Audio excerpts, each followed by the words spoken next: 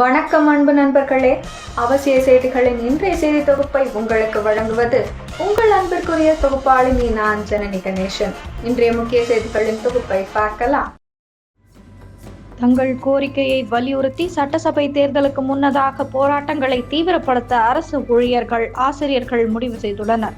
பிரச்சனை பூதாகரமாகாமல் தடுக்கும் நோக்கத்துடன் டிசம்பர் 22 பேச்சுவார்த்தைக்கு தமிழக அரசு அழைப்பு விடுத்துள்ளது.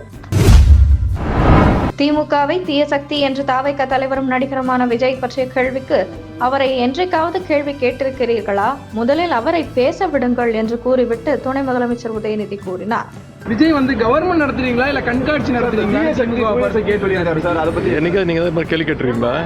இல்ல சார், அவர் பேசுறதுக்கு வாய்ப்பு கொடுத்துரு, ஒரு வாட்டி பேச விடுங்க.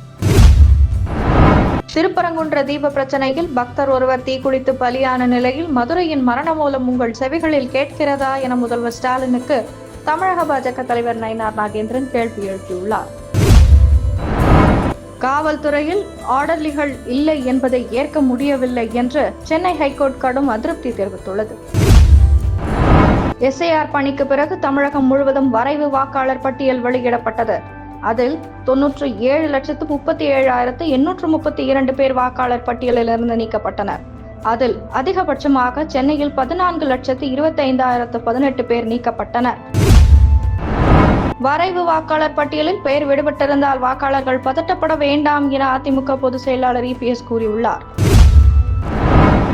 ஆட்சிக்கு வந்து 5வது ஆண்டு முடிய போகும் நேரத்திலும் செவிலியர்களுக்கு கொடுத்த வாக்குறுதியை நிறைவேற்ற திமுக அரசு எந்த நடவடிக்கையும் எடுக்கவில்லை என்று பாஜக மாநில முன்னாள் தலைவர் அண்ணாமலை குற்றம் சாட்டியுள்ளார். மீண்டும் பணி உள்ளிட்ட கோரிக்கைகளை வலியுறுத்தி போராடி கைது செய்யப்பட்ட நர்ஸ்களை உடனடியாக விடுவிக்க வேண்டும் என அதிமுக பொதுச் செயலாளர் EPS வலியுறுத்தியுள்ளார். திண்டுக்கல் மாவட்டம் பெருமாள் கோவில்பட்டி காளியம்மன் கோவில், கருப்பண்ணசாமி கோவில் முன் கார்த்திகை தீப திருவிழா நடத்த அனுமதித்த ஹைகோர்ட் கிளை தனி நீதிபதி GR சுவாமிநாதன் உத்தரவுக்கு 2 நீதிபதிகள் அமர்வு இடைக்கால தடை விதித்து உத்தரவிட்டுள்ளது.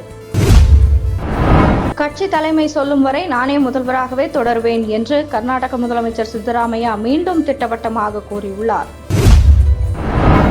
பாரம்பரிய மருத்துவம் அதற்கு தகுதியான அங்கீகாரத்தை பெறவில்லை என பிரதமர் மோடி கூறியுள்ளார். இத்துடன் இன்றைய முக்கிய செய்திகள் நிறைவடைந்தன.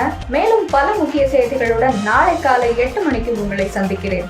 மறக்காமல் சேனலை சப்ஸ்கிரைப் செய்வதுடன் அனைவருடனும் பகிருங்கள்.